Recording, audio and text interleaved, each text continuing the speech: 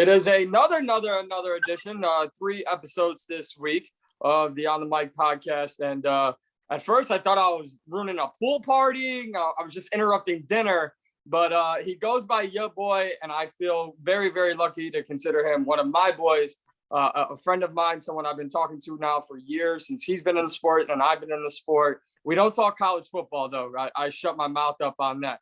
He is the one and only Eryk Anders, coming off a win at UFC 263. Sir, how are you? I'm doing good. And yourself? I'm good. Just enjoying these Chicago summers now. So, yeah, it's getting a little crazy. But the world's opening back up. And, man, I know you took a lot of time. I'll just get right into it. I know you took some time off, especially during the pandemic, and worked a lot on your game and everything. I know you weren't overly thrilled. We'll kind of talk about that, with your performance in the win this past weekend, but taking that time out, and you know better than anyone as a athlete that you are, and your background, like, you always want to improve every single step of the way, and sometimes it's okay to take a step back. How did you feel coming into this fight, given just so much time that you took to concentrate on your game? Well, man, I usually try to fight as much as possible. I had some fights fall through at the end of 2020, and man, I got back in there in March of this year. I got ruled no contest, so it's been over a year since my last win before this past weekend. So, man, I just had this monkey on my back, and it's not even that like I was trying to take time off. It's just kind of the way things were working out. So, I was just kind of, really, really, really wanted to get back in that win column, especially, I lost in March of 2020. Was supposed to fight in November, didn't happen. Supposed to fight in December, didn't happen. Fought in March, 21, no contest. So, man, I was just like, it's just annoying and frustrating, but nothing like getting through a little adversity and get back in the win column. Right, absolutely, and obviously, as a pro athlete, you're no stranger to adversity. But do you think that time away? Obviously, it's very frustrating, but do you think that time away kind of really helped you, and you were able to work on a lot and just work on yourself? Yeah, that first fight with Darren Stewart was the first time in forever that I've ever gone into a fight with no injuries, no like nagging, like pre-existing issues, So I was able to fight at my max capacity, and the fight was going really well for me until I needed him in the head. So yeah, I think my body needed that time to kind of recharge, recuperate, and operate at 100%. I know everyone, knows your background as a former linebacker at the University of Alabama. So I think this is almost a perfect question to ask you. You know better than most people in the fight game or out of the fight game. When you come from that background, you always want to get one back, right? No matter if you have an undefeated, there's always one play, one game, one player on the other team. You always want to get one back. So having that, kind of growing up around that, how much was it eating at you waiting for this rematch? And then finally, obviously last weekend it happened. Was this one that you're like, I absolutely need to get this one back? I mean, the fight was going, it was kind of a one-sided fight the first time. So I didn't really feel like a huge inclination to fight him again, because, man, to be honest, like if I need him like that in the first minute of the fight, the doctor never gets called in there. He'll be able to answer all the questions and do whatever they ask him to do, and the fight continues. But in the fourth minute or the fifth minute of the fight, man, I was beating him up pretty good. So of course he's not going to be coherent enough to answer questions and walk in a straight line. He's already concussed, like the knee barely hit him. And in any other circumstance, that fight continues. But timing is everything. So the thing that was really, I was really kicking myself in the ass about is I gave him a way out. I made it possible for him to, let's be honest, man, that knee is not a fight ending knee. It hit his hand, didn't even hit his head. So, I kind of gave him a way out, so to speak. So it was just the next fight that was offered to me, like I said, I didn't really feel like a huge inclination to run that back. But, you know, they came to me and was like, hey, we want you guys to run it back. So I was like, okay, whatever. Yeah. Let's get off. No more waiting for Eryk Anders. No, I'll say fight fans, we'll talk about the crowd here in a second, but fight fans appreciate someone like you, Eryk, someone who's like, yeah, you know what? Not exactly what I feel I need to do, but if that's what you guys want me to do, like I'll go out and do that. So, you know, from the media and, you know, fans, we all appreciate somebody like yourself who's willing to just step up when called upon. But now that chapter's closed, and obviously this fight was at 205, you fought at 85. Like, where are you at right now? Like, what's the future for you? I think middleweight is my my weight class. So, you know, but, you know, I'm kind of one of those tweeners, you know. I can make 85, but it won't ever be on short notice. I can make 205, you know, on short notice. So, you know, the UFC has a way of offering me short notice fights. So, you know, I'm down to fight at 205 on short notice, but for me to fight at 85, I need those 8-9 weeks to prepare, you know, to get my body right, to be able to cut that kind of weight. So, you know, I like I said, I prefer 85, but man, I just have a hard time saying no to fight. So if they offer me a 205 fight, man, you know, I'm always chomping at the bit.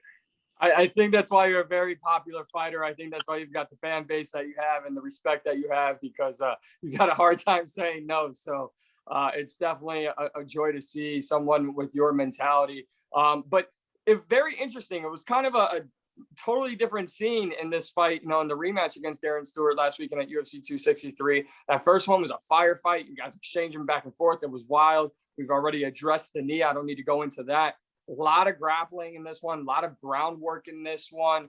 Was that something you wanted to do? Did you, just be honest with me, it's just me and you talking, did you want to just get in, get him out early? Or did you want to kind of show just to yourself and to your coaches, who I'll ask about here in a second, that you've got it all going right now? Nah, you know, the plan was to wear him down and, you know, get him tired, but also going back and watching the fight, he wasn't, you know, as engaging as he was the first time. You know, the first time, you know, he was using a lot of movement, moving forward. You know, quick, snappy jab, which I ran into the first time. You know, this time, you know, he was a little more hesitant and, you know, kind of stayed back and away a little bit more. So I knew, especially fighting at 205, I would be the bigger, heavier guy, stronger guy. So, you know, I just wanted to hold him, land some strikes, you know, to the body, work his body over with the knees, and kind of get him tired. And then when I had my opportunity, I would get on top, and I knew he wouldn't be able to get me off. You know, and that's basically what happened in the third round, you know.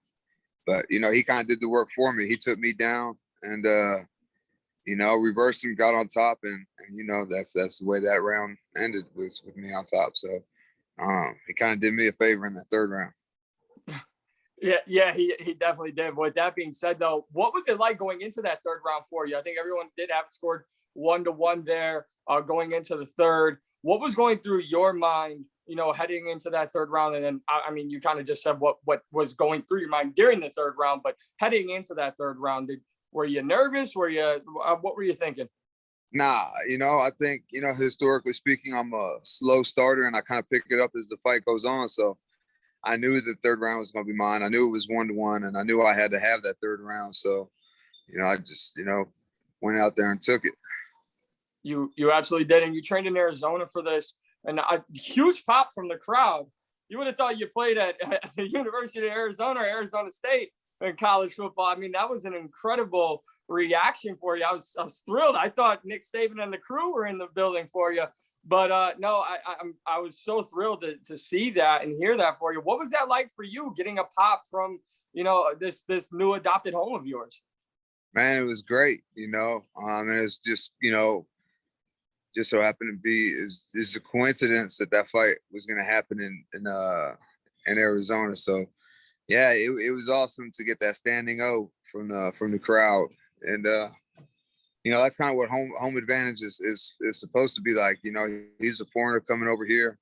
It should be a little hostile for him. It's like when I go to Brazil or when I go to, if I ever go to like England or London or whatever, overseas, when I'm the visitor, it's always going to be hostile for me. So, I just thought it was great that, the crowd was kind of hostile towards him. Yeah, no, it was definitely a little cool to see for sure. But talk about this new team and this new camp you have. What's it been like for you, this transition? Obviously, I know you're a family man, and I know it sucks leaving everyone behind. But you're getting right back into things here in 2021. What has been training in Arizona been like for you? Man, it's been good. It's been awesome. And it kind of puts me in the mood, in the zone a little bit. I'm not, chasing and running kids to football practice or wrestling practice or, having my wife run her hands through my hair, like my aggression is up, my testosterone is up, I kind of, like I said, just like get in the zone, I think about fighting all the time. I'm not really thinking about anything else, so it just kind of allows me to get into character, if you will, to go out there and be that aggressive fighter and go out there and go toe to toe with, some of the best guys on earth. Well, let's make sure the wife and kids don't see this. I don't want to get yelled at for being like, wait, there's another side. Man, they know what's up, man. They all train. My youngest, it's all but said and done that he's gonna fight. And my wife, she cares about my career a great deal. So, she's kind of the one who told me I need to go elsewhere and train, and that, we'll be here when I get back, kind of thing. So, they're all bought in. They understand, and it makes it a lot easier that way. That's amazing. I wasn't anticipating asking you this question, but since you brought it up, I have to ask, as a former D1 football player and now as a professional mixed martial artist and in the UFC, what was that conversation or decision like for you? Like you said, it's all kind of written in stone. Your youngest is going to be a fighter. Like, no hesitation from you on that there. What was that like for you? For me to make the transition, or for my son? For just to know that, like, as your son gets older, he's going to be a fighter. I mean, he wears his own shoes, he don't need to wear my shoes. If that's what his passion is, if that's what he wants to do, then, I don't force anything on him. You have to do something. You have to have an extracurricular activity. But, if you want to be on the chess team, math team, play an instrument, fight, football, whatever, it's cool with me. But, you have to do something. And he just so happens to love fighting, so. And I'm not just saying that, like, he likes fighting, but no, he really loves fighting, dude. He's always hitting the bag. He's always like, we get like a box in the mail or whatever, he'll take the box, and then, man, you'll just hear him going to town in the bedroom, beating the hell out of the box. And, the boxing bag or the heavy bag that we have in the basement and stuff. Like, he's always watching film and fights, and he's bought in, and he's only 9, so it's hard. And I'm sure it may change, over time, but at this juncture in his life right now, it's like, I don't really see him doing anything else. This is like all he thinks about. This is what he's passionate about now. We'll see what happens when he hits puberty and girls get in the mix and stuff. But, as of right now, it's all MMA and fighting. He even shadow boxes at recess. He don't play with the other kids for real. He just be over there in the corner, just, beating the hell out of the air. So that's amazing, man. He's got a great role model to look up to for that. You know what I mean? And I'm not just saying that because you're here. I'm saying that because, everything that you've already accomplished in your life and in your careers, both careers, and, to have that. And honestly, from my side, on the outside looking in, to hear someone at that age, at 9 years old, man, that's beautiful. That's what this sport is about. At least you're not telling me he's wearing, $1,000 suits to school and carrying around a bottle of Proper 12 and pushing kids, looking for their lunch money, so to see that he embodies what it means to be a martial artist, I think that's absolutely beautiful. I asked you about the crowd reaction, but what was it like being and having that full crowd in Arizona? And it seems like, obviously the UFC was first during the pandemic and all of that, but now we're really getting a true sense of, you know, what it's like to be open again and to kind of get back to normalcy. I didn't like the fans booing. I think there's still some idiotic fans out there, and I'm sure you hated to hear it too. But what was it like being in a full capacity crowd like that? I love it, man. I love the like the roar and crowd. Um, you know, they don't necessarily understand the game plan. So yeah, it may look like just give me some time. You know, let me get this guy tired. You know, and he's gonna make it easy for me, and you're really gonna enjoy the end. So, you know, that's kind of what happened, and I, you know, kind of stuck to the game plan. And you know, once he got on the ground, you know, there was no getting up for him. He just didn't have the energy. You know, he was kind of content to stay down there. So, you know, I think they wanted the whole 15 minutes to look like the last 3 minutes. And that's not what fighting is sometimes. So, you know, sometimes you have to, you know, sit through the movie to see the climax, and you really enjoy the ending of the movie. So that's just you know, how it is.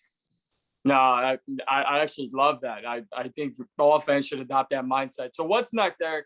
You got back on there. You got this rematch out of the way. When do you want to get back in there? Who do you want? Man, October, November time frame. Man, we'll see what happens with you, who the UFC gives me, and what happens and whatnot. So, I want to enjoy the summer with the fam, and then get back in there in the fall, winter time frame. No particular name or anything. You're open to whomever.